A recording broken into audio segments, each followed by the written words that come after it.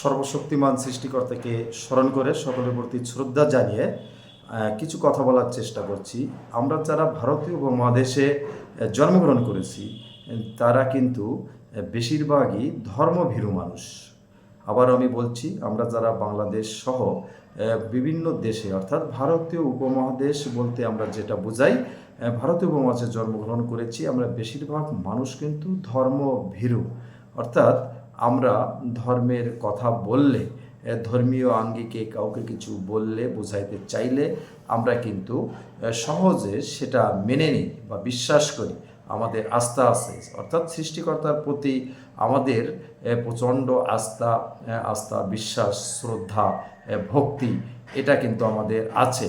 পৃথিবীর অনেক দেশেই আমাদের মতো নেই। আমরা যত শ্রদ্ধা, ভক্তি, সম্মান, পূজা পার্বণ আর যার ধর্মীয় আঙ্গিকে যে সকল প্রার্থনা আমাদের করা উচিত, আমরা প্রায় সবাই সেগুলো করে থাকি।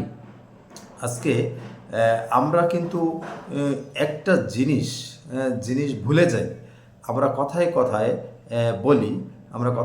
বলি যা হচ্ছে সব কিছু সৃষ্টিকর্তার নির্দেশে হচ্ছে।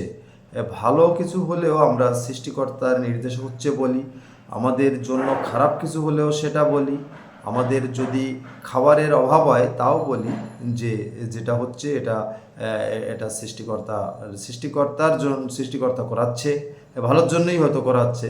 অর্থাৎ ভালো মন্দ যা কিছু আমরা কিন্তু সৃষ্টিকর্তার কথাই আমরা বলে থাকি। কিন্তু আমরা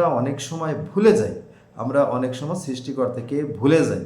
আমরা কথায় কথায় সৃষ্টিকর্তার কথা বলি, ভালো হোক মন্দ হোক, ভালো থাকি মন্দ থাকি, সবই তিনি করাচ্ছেন। কিন্তু আমরা মাঝে মাঝে ভুলে যাই যে কথাগুলো, সেটা হচ্ছে আমরা ভয় পাই মানুষকে, ভয় পাই বিভিন্ন বস্তুকে। আমরা যদি অন্যায় না করি তাহলে কেন আমরা ভয় পাবো? ভয় তো তারাই পাবে যারা অপরাধী, যারা অন্যায়কারী এবং যারা বিপদগামী।